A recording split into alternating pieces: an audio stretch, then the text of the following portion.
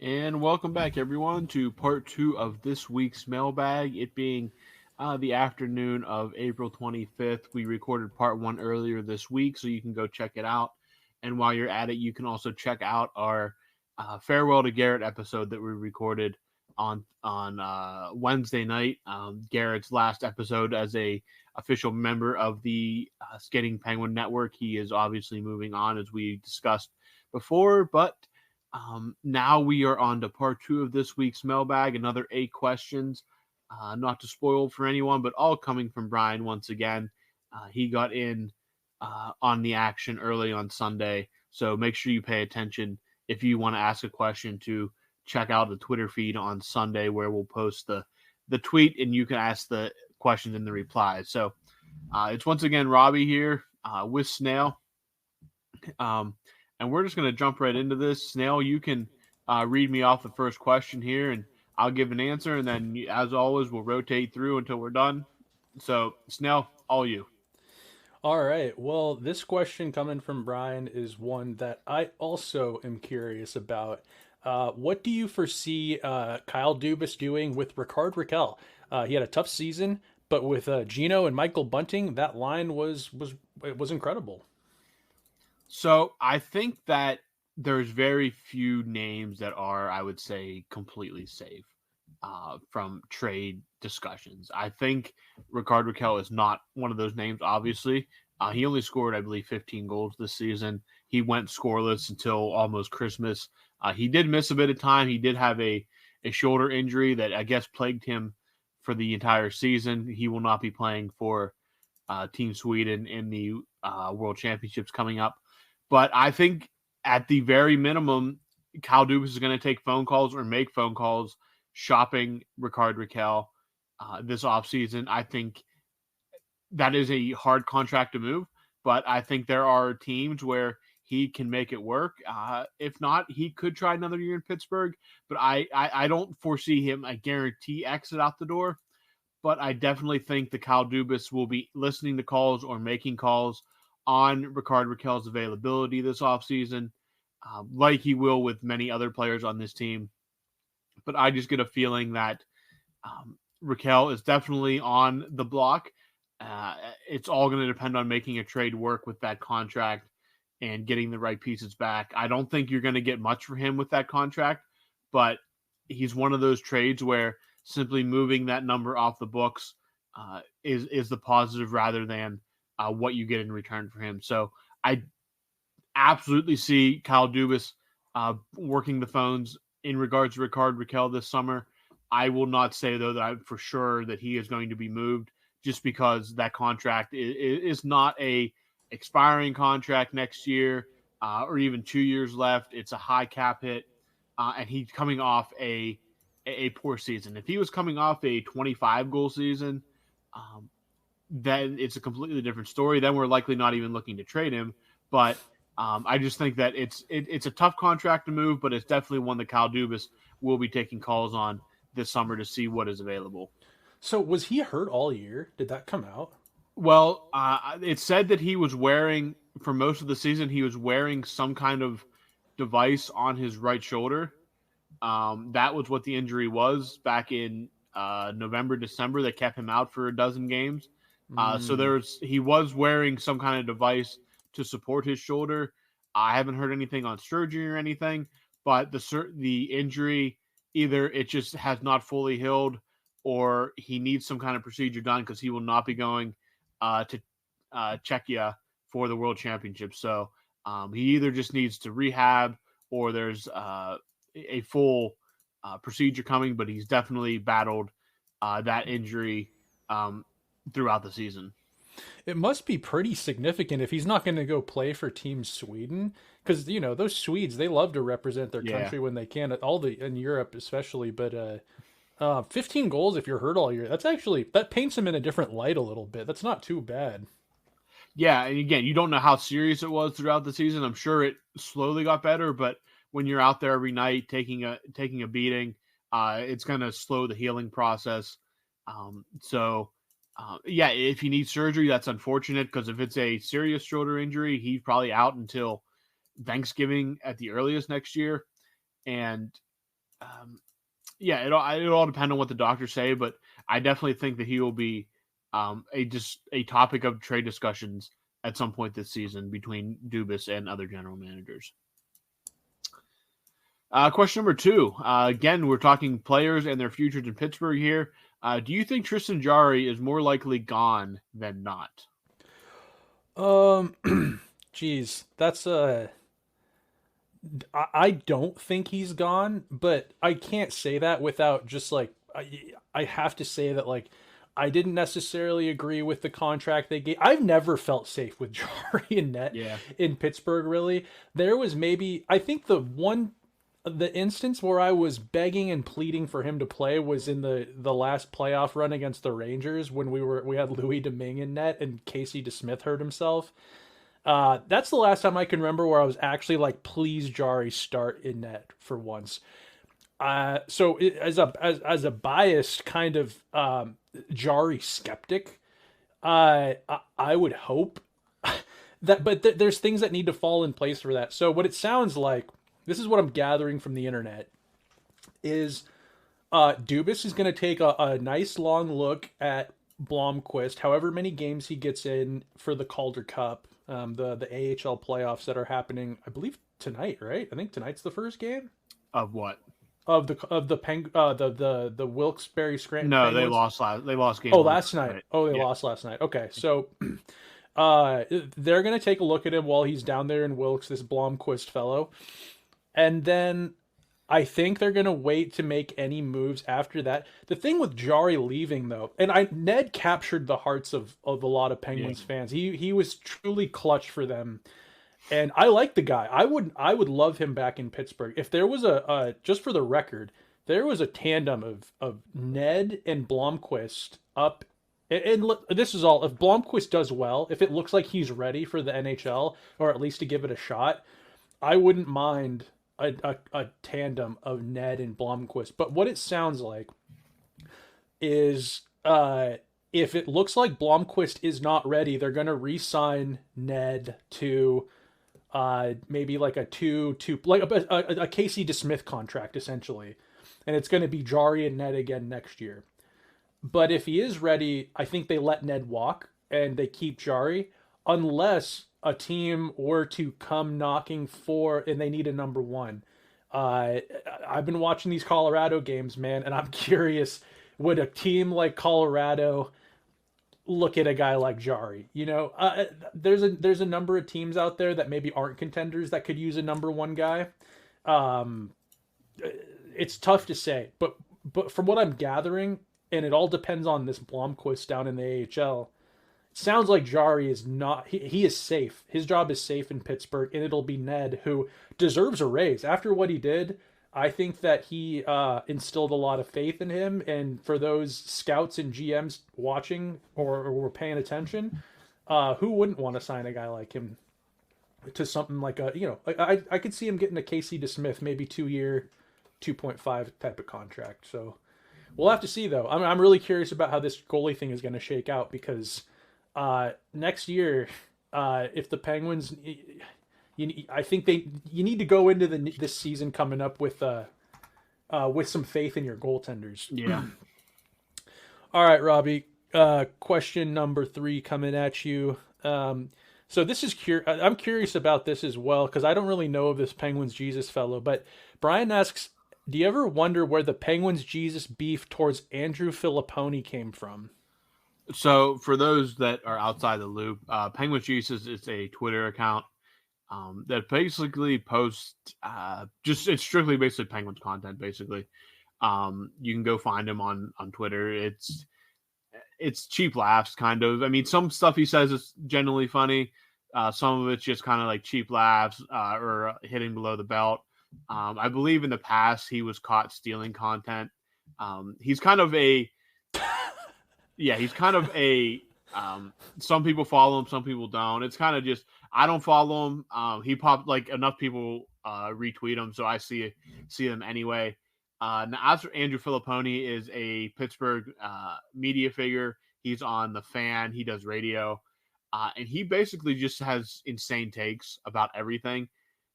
He basically said the Penguins were going to win the Cup after they beat Tampa Bay close to the end of the season.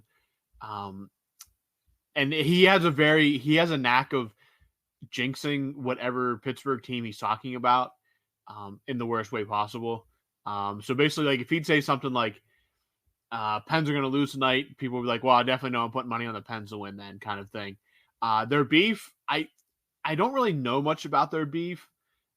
A lot of people have beef with Andrew Filipponi just because he's almost like a caricature of just he tries to make hot takes and is not very good at it. He tries to like engagement farm, and it definitely works out because like if he says something completely off the rails, Are you roasting me right now? no, Andrew, but Filipponi is just like he's just a character, kind of a caricature of a drive time sports radio talk show host, almost. Even though that's what he does for a living, he's just like it's just annoying. But he's good at getting a reaction out of people. And Penguins use it. I don't know the whole story on their beef. It does not surprise me they have beef, mostly because people individually have beef with both of those accounts. So it kind of just makes sense they have beef with each other. So yeah, it's just more of a who knows. It probably started over the dumbest possible thing back in like 2015 or 2016. Just the most inane. Like Filipponi probably dropped some like bizarre criticism of something, and Penguins users took offense to it, and it just snowballed from there. But the fact that they have beef with each other, completely not surprising. All right, question going over to Snail here. From the time Noel Acciari was signed in the summer, Pittsburgh media hummed how much we were going to love him. He was disappointing at best. Do you think his injury is attributed to that, or did he just not fit Mike Sullivan's system? I'm just curious. I guess this might be a question for Brian or what the Pittsburgh media was humming about, but I don't know what was. I had expectations of Acciari, and it sounds like people might have had a little bit slightly different. He's not coming in to score 20 goals. Yeah. He did that one time in his career when he was in Florida, but I mean, this guy. If you're looking for offensive output, I mean, he's got 2 goals, 6 goals, 10 goals on a good year, 20 goals on a really good year, 4 goals, 3 goals, 0 goals, 10, 4, 4. I mean, this guy is, he's a heavy player. He's a forechecker. I don't know who you thought you were getting, but this guy is essentially like Aston Reese. He's like a little bit of a better Aston Reese, yeah. Or, maybe a little bit of a different type of Sam Lafferty. Like, he's not, he's a grinder. And let's be honest, like, you can't, he's brought in more for defensive type, defensive zone type face-offs, getting the puck out of your zone. But even at that, he's not elite by any means. Like, he would get scratched in Boston back when he was in Boston. Florida, yeah. He was utilized pretty well, I'd say, in Florida. I think he really fit Florida's system quite well. But yeah, I think a little bit is he didn't really fit into. I think he needs some time to be. I mean, he spent most of his time in Boston, and then he spent a good amount of time in Florida, and then he was in St. Louis, which plays a significantly heavy type of hockey that he's just born to play. Yeah. And I feel like the media really, I started to hear like Acciari is he's kind of just a guy, but I think he got his boost from the media when he was acquired by Toronto by Dubas that one year. It was in 2022, 2023. So I feel like he that was like the big boost. Like, oh, the Maple Leafs added finally like a little bit of grit to their lineup. And, you know, I don't want to, I'm not trying to sound like I'm hating on the guy, but I think he was a little bit overhyped coming into the year. I don't know. He's not a fighter by any means. He blocks shots and grinds. That's all he kind of does. So, as far as the expectations for me, I think he did exactly what he kind of does. And that brand of hockey will get you hurt. And sure enough, he was injured for quite a while on the LTIR until the end of the season. And I don't know. Is he? I don't know his contract status. I think he has at least another year. Does he? Wow. Maybe not. I can remember him and Nieto have like similar con, but I think one's a 1 year deal and one's two. Let me check here real quick. Oh, no. Yeah. Let me just see No, really he has quick. 2 more years. He signed a 3 year deal. 3 years with Noel. See, like he's my age. I don't even know if who knows how that he'd be a great trade deadline acquisition if it wasn't working out. Like a Yeah, team like a team in the West would probably love a Noel yeah, Achari. He's just not. He doesn't have the wheels, and yeah. guys like Aston Reese, like I'd mentioned, those grinders, they just don't tend to really stick around in Pittsburgh too long. So, um, that's my thoughts on Achari. Robbie, you think you see anything from Achari? Do you have what were your expectations when they signed the guy? I guess I didn't really have any expectations other than like a fourth line kind of role. I mean, he kind of did what I expected. Again, not fast player. He did play pretty good for Toronto last year when he was up there before um, coming to Pittsburgh. I mean, it's tough for a four line guy to not meet expectations. I guess you have to be really bad. I would just have liked to seen more sustained time in the lineup. Obviously, the injuries kind of put a nail in that coffin this year. But yeah, for 2 million, I mean, maybe you like that contract to be a little cheaper, but who knows what they do this offseason with Achari. One thing that I remember thinking watching him play, watching some of these Penguins games was he needs more players like him to play on his line. Like Yeah, he doesn't really fit in when you throw like a skill guy who isn't good enough to be a top six mixed with Jeff Carter. Like that's just yeah, that's not the no, type of yeah, that's not how you want to utilize him. I feel like absolutely, you need two more Noel Acharis on that line for him to really to really see the difference. So yeah, I'd probably add that. If you could add maybe a couple more little bowling balls out there that can grind down low and forecheck and maybe bang in some greasy goals or something like that, chip in, cycle the puck a little bit. I think you would notice him a lot more and a lot. Maybe it'd make a little more sense what he kind of provides to the yeah. team. All right, Robbie. Question number, let's see, 5 coming at you. What changes, if any, would you like to see Sully make to his system? The speed and heavy forecheck caused a lot of teams problems, but most of the teams now have caught up with the speed game. Yeah, I mean, the Penguins were kind of revolutionary back in 2016-17 with the emphasis on speed, um, and it helped them win 2 cups. But as the NHL does, it is a copycat league, and teams caught up to that and adapted to it and developed the system themselves. And now the Penguins are kind of on the back end of that. And with Sullivan, it's kind of like a lot with a lot of these coaches, not just Mike Sullivan.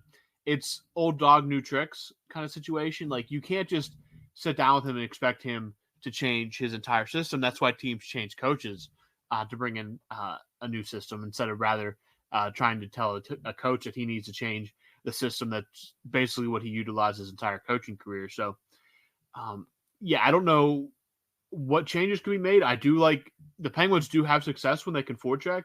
The problem with a forecheck is you need speed, and the Penguins don't have a lot of speed. Forechecking is not easy, but when the Penguins are forechecking well, the games where they do forecheck well, the results are very clear on the scoreboard, usually in favor of the Penguins. So yeah, just sticking focus on the forecheck, and really this is where Kyle Dubas steps in and gets more speed to utilize on the forecheck. Get good forecheckers, get guys that can skate, get guys that can create. You don't need a sniper out there all the time. You don't need like the top of the line goal scorers, but I feel like a guy like Max Domi can forecheck. Tyler Bertuzzi can forecheck. Anthony Duclair can forecheck. All those guys are young and have younger and have speed. So it's really more about adapting the roster to Mike Sullivan's system because Mike Sullivan's system can still work. If he went to New Jersey right now, I think he would find success with that young team and that speed with his heavy forechecking system. And then the talent on the ice would take care of the rest. So it's not as much about adapting the system as it is adapting the roster to the system. Because if they wanted to change the system, they would just hire a new coach. Whereas, again, a voice can get stale, stuff like that. That happens, and that's why you fire coaches. I think we're at the point now where I think it's safe to say Mike Sullivan is not going to be fired unless there would be some kind of just irreconcilable difference in meetings with Dubas that they just could not come to agreement on, that they just decided it would be a mutual parting of ways. But I think it's safe to say now that we're over a week over a week into the postseason. The Penguins have been done for a week now. This will go live on Friday, a week since Dubas held his press conference. I feel like the Penguins would have moved on from Mike Sullivan by now. But I think it's more just getting the right players for Mike Sullivan's system, because Mike Sullivan's system can still work.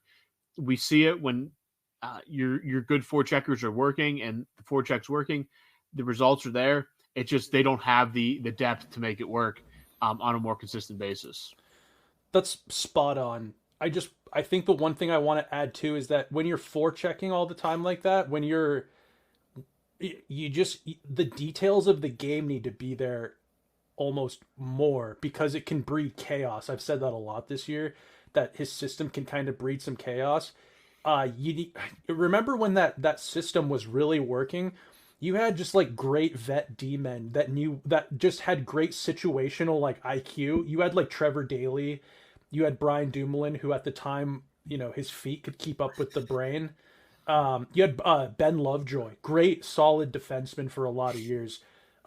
You got these guys that have the details on the back end dialed in, like pros. You know what I mean? And where this year we see the forechecking, but you see the premature pinching, and then all of a sudden it's a 2-on-1 or a 2-on-0 for Christ's sake. So you need those.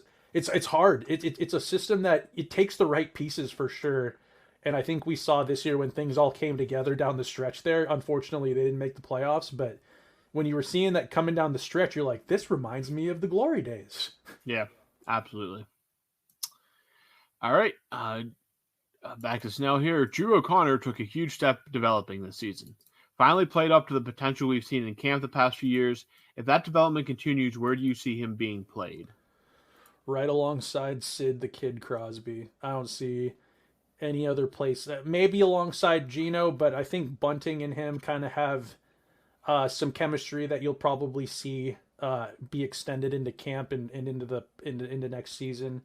But you never know. I think Drew's his game is versatile.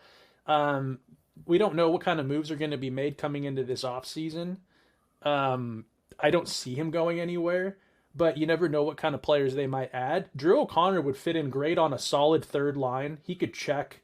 He's rangy. Mm-hmm. All the things that make him potent on the first line are just as potent, if not better, on a third line with better matchups. So, but I see him and Sid riding together. He's not going to put up I don't think he's got the game to breed Jake Gensel like numbers consistently. But I said it before, and I don't think he necessarily. Well, you know what? I don't know what his ceiling is. I'm just going to put that out there. I don't know what Drew O'Connor's ceiling is. It could be quite a bit higher. It could be even right now. He's a great player, a great well-rounded player right now. But kind of reminds me of like a Zach Hyman a little bit. He's just really a dog on the puck. He hounds pucks. He picks pockets. When shots are missed, he's really good at being the first one to the puck, retrieving it. His play along the walls is incredible, which is Sid likes that. Sid's good along the walls. Sid likes a guy who can play along the walls. A puck squirts out. Drew O'Connor kicks it to Sid. Sid finds the other winger wide open in front of the net. Boom. You see so many goals like that scored by Sid and the boys, just greasy along the boards. I don't see him. If I'm Sullivan, which I'm not, and Sullivan is as stubborn as they come, I just don't really see Drew going anywhere. I would assume he'd be right there on opening night. What about you, Robbie? Where do you see Drew fitting in? Yeah, there's no reason aside from re-signing Jake Gensel or getting a preeminent scoring winger that Drew O'Connor should not be alongside Sidney Crosby at least to start next season. We talked about the speed. Drew O'Connor is fast. He's young. He can forecheck, and he's kind of finding that scoring touch now. Finally, after the years of promise, the execution is finally there. I think you loved what you saw out of Drew O'Connor, especially the second half of that season. Not saying he'll go out and score 40, but there's no reason to think he can't be a 25, 30 goal scorer in the NHL, especially playing alongside a still productive Sidney Crosby. It's like Drew. there were years in the past where you'd see a flash of it. You'd see him pick Oh a yeah, guy's pocket and then just get a breakaway and bury one, and you're like, where did that come from? That guy, I didn't know he could do that. And then a couple games go by, you don't see much. Maybe he gets a scratch. Back in the lineup, he's forechecking. And then all of a sudden, I think he was the center of a lot of conversation over at the end of last summer, where we're like, Drew O'Connor could push for a top 6 spot. yeah. And you see how man, that shorthanded goal that he scored down the stretch here, it was against was it against the Predators? Do you happen to remember? Uh, I can't remember exactly what game I he think it scored. was against the Predators. He sniped a shorthanded goal, and that was the most I'd gotten up for a goal in at least 3 or 4 days, maybe Okay. not. But yeah, Drew's sick. I'm a big fan of Drew. With that, we'll move on. Brian says here, Robbie, that he's really disappointed Colin Graff signed with San Jose, but I understand his reasoning behind it. Any college free agents you'd like to see signed by Dubas and Co.? Well, they should definitely try to sign Macklin Celebrani. Obviously, is the correct answer to that question. College free agents. There's so many. I mean, basically anybody. Well, not if you were drafted before somebody owns your rights. Graf was definitely the name that was circling the Penguins for a while. They haven't had as much luck with college free agents in a while. I don't know Dubas's outlook on college free agents. Well, they're not from Sault Ste. Marie. You can So, just kiss them goodbye. Yeah, so if they're not from Sault Ste. Marie, what are the why even try to sign them? Obviously, but he probably thought Colin Graff looked good, and then he asked him what his take on Sault Ste. Marie was, and Colin Graff said, "Where is that?" And Dubas flushed his number. He just hung up the Zoom call. College free agents they're basically freebies, is what they are. Drew O'Connor has worked out great, I'd say. Zach Aston Reese has worked out plenty good as well. He did work out plenty good. I thought he was pretty solid in Pittsburgh. Sherry? Connor Sherry. Probably, I mean, depending on where Drew O'Connor goes, Sherry is probably one of the more successful college free agent signings that the Penguins have had. So there's talent there to be had. And it never hurts to kick some tires. So I don't know what else is out there right now. The season ended about 2 weeks ago now. So what's left out there should be signing here in the coming weeks, or maybe even into the summer a little bit once decisions are made. Some guys may get a shot in the AHL depending on when they sign, but if not, they will all be at prospect camps. And some guys the Penguins might bring in on tryouts to the prospect camps, and if they like what they see, give them a more permanent shot. But just keep an ear out. There's always a lot of talent floating around out there in the college realm, and something that the Penguins have had success with in the past, but as of late, not quite as much. But it'll be interesting to see how Kyle Dubas approaches the college free agent market. You know who's another? I always think of this guy when I think of college free agents. You know who was probably one of the better ones that had just a solid career was Tyler Bozak. Never played for Pittsburgh, but I always thought he'd make it over here, especially when we had Phil. Because they played together in Toronto, and him and Versteeg and Phil, that was a hell of a line for a really bad Toronto team. I always wondered if they'd pick him up, but I know that sometimes I don't have many people to talk hockey with out here in the Northwest, but my cousin will sometimes bring up draft picks and he'll be like, "Oh, what do you think of this guy? What do you think of that guy?" And I always just say, dude, if they turn out like Tyler Bozak, that's a solid second line, baby, third, just the best third line center, all scoring third line center you could get. A hell of a career. He played for 10 or 11 years. Another one of those, the Penguins never got him, but when I think of a good college free agent, I just think if they could be Tyler Bozak, that's a win. Yeah, I mean, Bozak was very good, a very solid NHL player. I did think there were always kind of speculation that he could come to Pittsburgh at some point. Obviously never happened, but I am pretty sure that he immediately left Toronto and won a Stanley Cup, which is absolutely hilarious. So good on Tyler Bozak. But if you sign a guy and he has a Tyler Bozak career, and you basically got him as a lottery ticket, then you won. That's basically. He's a good measuring stick. Like, you know what I mean? Everyone's like, I love when like the draft comes around for the NHL, and they're talking about some like 17-year-old kid, and they're like, he's Chris Pronger. And I'm just like, dude, no one is Chris Pronger. But I'm like, why don't we like lower those measuring sticks a little bit? Like, if he can be a good shutdown D-man, like if he can be a Pedersen, for example, not Elias Pedersen. Why am I Marcus Pedersen? I'm like, that's a great NHL player. You take that on your team 7 days a week, twice on Sunday. So they're always like, this centerman, he kind of has Patrick Kane like abilities. I'm like, dude, if he could be Tyler Bozak, that's a dub. Yeah, absolutely. Absolutely. All right. Our last question for this mailbag and this week actually is again from Brian, and it focuses on Kyle Dubas' press conference from a week ago. And he just wants to know what, in your opinion, is the biggest takeaway from Dubas' press conference. I know you guys spoke about it on the recap episode, but I have a feeling you both have a differing view on this. So yeah, I don't know if we actually do have too much of a differing view on it, Robbie. I don't know. I'll see what you say, and then from what I took, I appreciated the bluntness, because GMs sometimes they really are always playing poker, and I thought Dubas was. I liked that he called out certain guys and said that, you know, some prospects he brought up, they need to push through. They, like he said, he was imperative about it. They need to push through. He brought up the Nova Scotia guy. What's his name? The left-handed D. I don't know. I'm spacing on his name. Ryan Graves. Ryan Graves. I'm sorry, I was at work around paint fumes all day. Ryan Graves. He brought up how there's no, you know, he's not going to try to you know, muddle his words and make it sound like anything it's not. He wasn't good. And I appreciate some transparency from a general manager, which he was very transparent about where he was at and on evaluating his team at the end of the year. I thought that, you know, I wish he was a little more,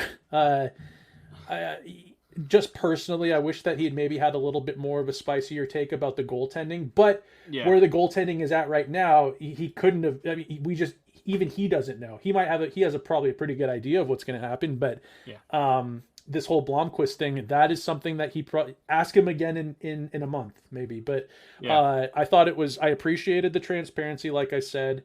I like that. I think he's a great.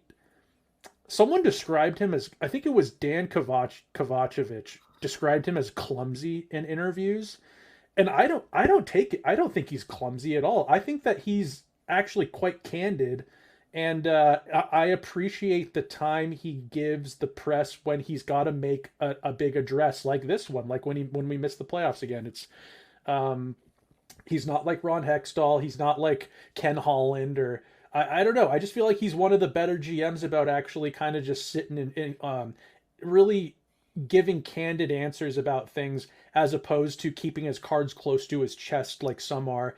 He's no Jimmy Rutherford, but I appreciate what Kyle. I appreciated his presser. What about you, Robbie? Where were you at with it? Yeah, I thought it was a fine press conference. To be honest, the big takeaway I think was the candidness about Ryan Graves, like you said. I think that was what everybody was pointing out as it was happening. Just how, without being kind of an idiot about it, just kind of being like, this is what we expect. This is what needs to be done. We're going to give him all the resources on our end, but it's up to him to get better. And it definitely is a kind of a, listen, this isn't what we expected. We think he can be better. But we did not mean, it wasn't a pandering interview. It wasn't a, we don't want to hurt this guy's feelings kind of answer. It was a, he has to get better. He knows that. We know that. This is what we expect from him. The goaltending, maybe he just thinks Tristan Jarry is too fragile to deal with public criticism, and he was kind of pulling punches there. Again, and also if you are planning on trading a player, you don't want to go out and throw them under the bus in your postseason press conference because that just kind of nukes trade value there a little bit. Again, it's a lot of it's you have to at least have an idea what questions you're going to get asked, and a lot of that can be rehearsed beforehand, even if you don't have it word for word. A general, here's what I'm going to say. He's very diplomatic, and I think that's what you're basically going to get out of that press conference. You're never going to get anything earth shattering unless it would be something, just a situation was just so toxic that it could no longer go on, that say that, oh, hey, we're looking to move on from this player. It's just not working out.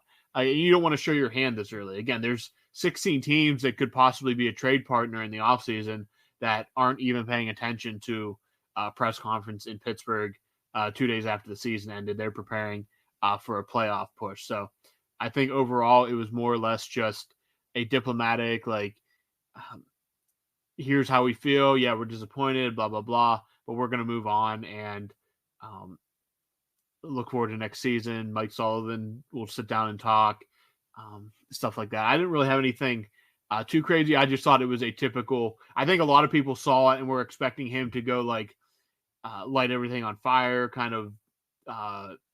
And match the energy of the fan base. Yeah, like, and no general manager worth their salt that wants to keep their job longer than a year is going to do that. Like, he's not going to go out there and make these decisions like literally less than 48 hours after the season ended. The 48 hours after you literally just made you're basically the best team in hockey in April. That, like, you again, it definitely leaves you with a better taste in your mouth than if you would have just tanked it away and stuff like that. Obviously, you missed the playoffs, so there's still some bitterness there. But I think that last month gave Dubas an idea of what the Penguins could be, and yeah, I just thought it was diplomatic and kind of just your typical run-of-the-mill end-of-season press conference. I don't think there was too much to parse out of it outside of the Ryan Graves stuff, but even that was, I mean, it was mild criticism, I would say. I mean, he could have been a lot harsher, like the fan base was, but I think people's expectations were fire this guy, fire that guy. Well, that's just not going to happen. You're not going to want to, you're not going to nuke trade value in a stupid press conference with the media if you want to do anything big this summer. No, that would be clumsy. Like, I could, yeah. DK Sports, Dan Kovac. Do you ever listen to that guy? Occasionally. He pops up on my Twitter. Okay. I also realized we got a question regarding, and I butchered the name because I was reading it and I'm like, Dejan Kovacevic. I don't know who that is, but then I realized as I'm talking, I'm like, oh my god, that question was about Dan Kovacevic with the Jari rumors. Yeah. But I got to ask you, Robbie. So with his presser and everything, and he brought up the prospects pushing through. I don't recall there being a question regarding Jake Gensel. I don't think there was. He ain't gonna answer that question. No. There's a lot of people out there that believe Jake Gensel that the Penguins are, and when I say the Penguins, that Kyle Dubas is gonna have a chat with Gensel in the offseason to try to sign him. At this point right now, with the deck shuffling you saw and Dubas pulling the plug and making that trade for Bunting with Jake and what that did for the team, everything we saw transpire, where are you at right now with the idea of re-signing a guy like Jake to a massive ticket? Do you like what Drew O'Connor brings to that first line now, and you throw Rust up there, and maybe he'll finally get his 30-goal season, or do you want Jake back after you saw, even after the run the Penguins went on without him? Where are you at right now on April the 25th? Well, I think it'd be stupid to say you don't want Jake Gensel back. Is my take on that. I really think that is the just the cut and dry there. Like, yeah, you want Jake Gensel back. Because O'Connor could play alongside Malkin with Bunting, Rust, and Crosby, and Gensel up top. I don't think that you say no to that, but I still put the odds of him coming back to Pittsburgh at, I would say, 25%. Is there a bigger chance that Garrett comes back to the Skating Penguin Network than Jake coming back to Pittsburgh? No, I think that as a paid part of the Skating Penguin Network, I'm going to say that Jake Gensel has a better chance of coming back to Pittsburgh because I think Garrett was relieved to step away for now with everything going on with his job and stuff. So I'm going to say that there's a better odds of when come to October that Jake Gensel is being paid by the Penguins, that Garrett is being paid by Fans First Sports Network. Fair enough. Yep. But that's another 8 questions up, 8 questions down as we wrap up part 2 of this week's mailbag. As always, you can get our episodes wherever you get your podcast. They will go out. They go out throughout the week. This will be our 3rd episode this week. Make sure you catch the other 2, our mailbag part 1 and our Garrett farewell. If you didn't listen to the Garrett farewell, I highly recommend it. And I don't say that as just I need your downloads. I say that as I think we gave Garrett a nice send off and kind of look back on our time together, and it was just a good final kind of wrap up to his time with us. So make sure you do go check that out. This weekend, a lot of hockey on, the NFL draft's on, a lot of crazy stuff happening in the NHL right now. A lot of good series. Friday, there's 4 games. Saturday, I don't know about anything other than that. But a lot of hockey on for you to watch. A good time of year, even though the Penguins aren't playing. I think that for the most part, the series are. I think there's only 2 or 3 series that are 0-2 right now, or 2-0 depending on how you look at it. So, a lot of good hockey, a lot of excitement. Not much overtime yet, but that can change in a hurry. So, Snail, you got any final thoughts? No, not really. I'm just curious. Are you since you're actually out there in the PA, do they televise AHL games out there? No, you have to buy some kind of subscription package.